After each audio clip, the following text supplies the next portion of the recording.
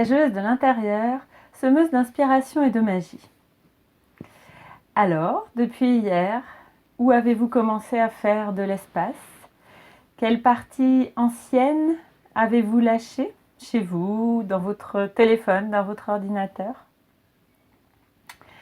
Nous reviendrons dans les prochains jours sur une autre dimension de l'ancien à lâcher qui permet de faire de la place à l'intérieur de soi. Pour aujourd'hui, dans cette phase de l'enchanteresse, j'ai envie d'aborder le thème de l'énergie sexuelle. Car c'est vraiment quelque chose qui est fondamental dans nos vies et très souvent un peu laissé de côté. L'énergie sexuelle, c'est vraiment l'énergie de vie. Et la sexualité féminine est cyclique, tout comme la lune, tout comme l'énergie féminine. Donc je vous invite vraiment à voir l'énergie sexuelle comme une énergie de vie, une énergie de désir d'être en vie, de vivre, de créer, d'exprimer qui l'on est. Alors cette énergie sexuelle et la sexualité féminine varient tout au long du cycle, bien sûr. Dans la première phase, elle est plus extériorisée, voire un peu plus dans une dynamique masculine, ou alors des fois nous sommes tellement dans les projets que finalement la sexualité n'est pas forcément très présente, mais cette énergie de vie qui circule, très fraîche, très dynamique, est aussi cette énergie sexuelle. Et il est important de la laisser s'exprimer telle qu'elle est à ce moment-là. Et puis le désir sexuel en particulier s'accroît pendant la phase de la mère, puisque là il y a un appel naturel pour avoir des enfants comme tous les mammifères. Et c'était l'invitation de transcender cet appel d'énergie sexuelle en créativité, si l'on ne souhaite pas avoir d'enfants en particulier. Et dans cette phase de l'enchanteresse, vous l'aurez compris et sans doute senti, l'énergie de vie, l'énergie sexuelle devient plus intérieure. Elle est moins extérieure. Non pas qu'elle disparaisse, mais elle s'intériorise.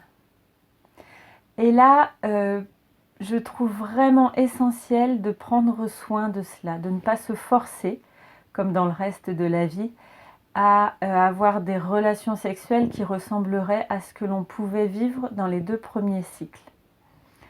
Le livre qui, moi, m'a beaucoup aidé à voir les choses d'une façon nouvelle, c'est le livre Slow Sex, que je vous conseille, je mettrai la référence en commentaire, qui invite justement à ralentir la dynamique de la relation sexuelle et à être plus présent, plus présente aux petites sensations, à la lenteur. Voilà ce à quoi je vous invite, je nous invite. En tout cas, voilà ce que moi j'ai trouvé à cet endroit-là et qui a été un véritable cadeau.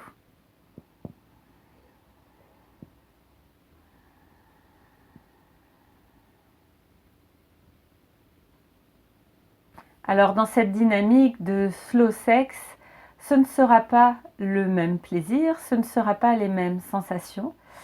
Ce seront des sensations plus subtiles et pour autant, elles existent et pour autant, elles correspondent vraiment à l'énergie de vie, l'énergie du cycle qui est présente à cet endroit-là.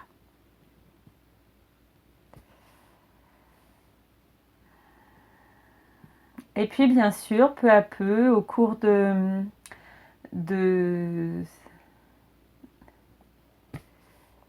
qu'est-ce que je peux dire? Lise de vie, voyageuse de l'intérieur, semeuse d'inspiration et de magie. Alors, quelle partie ancienne avez-vous commencé à lâcher, à vider chez vous? Dans votre téléphone peut-être ou dans votre ordinateur depuis hier. Je reviendrai dans les jours qui viennent sur une autre dimension de l'ancien à lâcher à l'intérieur de nous. Pour aujourd'hui, j'ai envie d'aborder le thème de l'énergie sexuelle au cours du cycle. Cette énergie qui pour moi est une énergie de vie.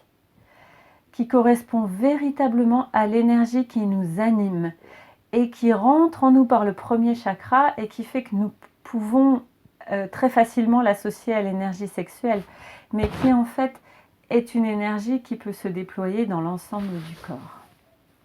Alors bien sûr, elle n'est pas linéaire, bien sûr, elle est cyclique, et bien sûr, vous l'avez senti, et vous le savez, pendant la première phase, elle est plus extériorisée, elle correspond, si elle est présente, si cela se présente, cette énergie sexuelle, à quelque chose de plus dynamique, exploratoire peut-être, je ne sais. Et puis au moment de la phase de la mère, de l'ovulation, là il y a un appel naturel, biologique du corps, comme tous les mammifères, que je vous invitais aussi à transcender, à amener à d'autres niveaux. Donc le désir sexuel qui correspond à cette énergie à ce moment-là est plus fort, plus puissant, il est à son maximum. Et puis pendant la phase de l'enchanteresse, cette énergie doucement s'intériorise. Elle ne diminue pas, ou peut-être un peu, mais elle ne disparaît pas. Elle devient plus intérieure, moins extérieure. Elle est un appel véritablement à rentrer dans ses sensations internes, à ralentir, comme le corps. Je vous conseille pour aborder cela le merveilleux livre Slow Sex, qui m'a permis, moi, de découvrir cette nouvelle façon d'envisager la sexualité au moment de la phase de l'enchanteresse, voire même après des lunes si nous voulons aller jusque-là. En tout cas, dans ce ralentissement, slow, aller plus doucement, si l'on a des relations sexuelles bien sûr, et en même temps cela peut être présent même si on n'en a pas, dans l'écoute de son énergie sexuelle ou dans le plaisir que l'on souhaite se donner, vraiment rentrer dans l'écoute des sensations intérieures, inviter le partenaire à aller doucement, en lenteur. Et là, vous allez pouvoir découvrir des sensations subtiles. Ce n'est pas le même plaisir, c'est un autre plaisir. Mais vous allez découvrir des sensations plus subtiles, plus intérieures, différentes. Bref, comme un automne qui rentre doucement à l'intérieur de soi au chaud. Voilà ce à quoi je vous invite pendant cette phase, d'être à l'écoute de plus en plus en lenteur à l'intérieur de vous-même, à l'écoute de cette énergie sexuelle, énergie de vie qui continue de vous animer de toute façon. Et je vous souhaite d'être avec cela toute de douceur pour vous-même et de vous émerveiller de la beauté du mouvement de la vie en vous.